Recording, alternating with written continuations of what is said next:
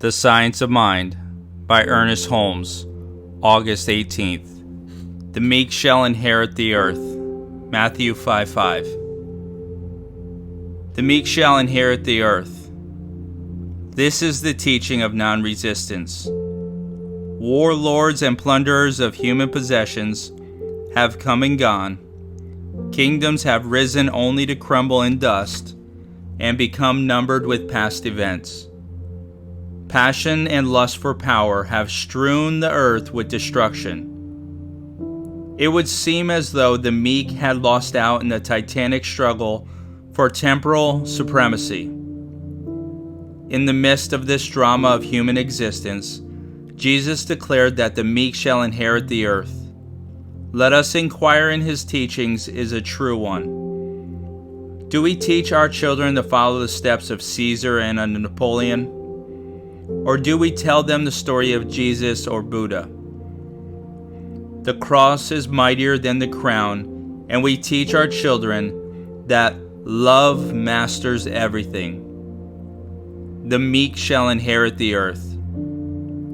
To whom have our artists turned to inspiration and that quickening power which enables them to depict the ideal?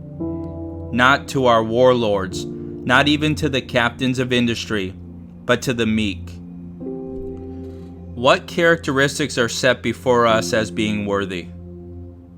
Have not faith and belief in the divine goodness been the theme in all our great singers? Who could write a beautiful story about hell? But heaven and love have inspired thousands to the uplifting of humanity.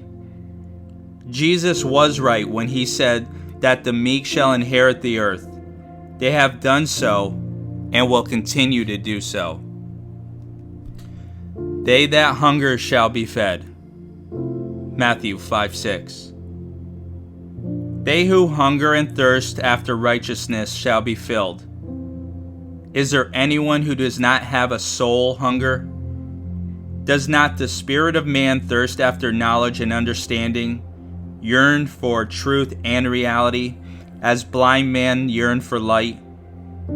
And his hunger can only be satisfied with spiritual food, as manna from heaven.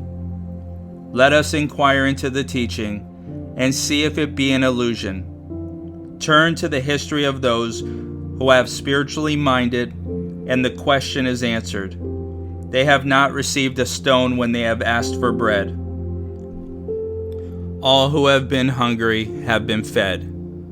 Their hunger has been blessed, in that it has led them to that only food, that heavenly manna, which has sustained, strengthened, and uplifted them, while the rest of the world, with thirst unsatisfied and appetite unappeased, has eagerly inquired from what store they bought their goods. They who hunger and thirst after reality are always fed, and directly by the hand of God himself. The merciful shall obtain mercy. Matthew 5:7. Blessed are the merciful, for they shall obtain mercy. Again, we are confronted with an apparent contradiction. Do the merciful always obtain mercy?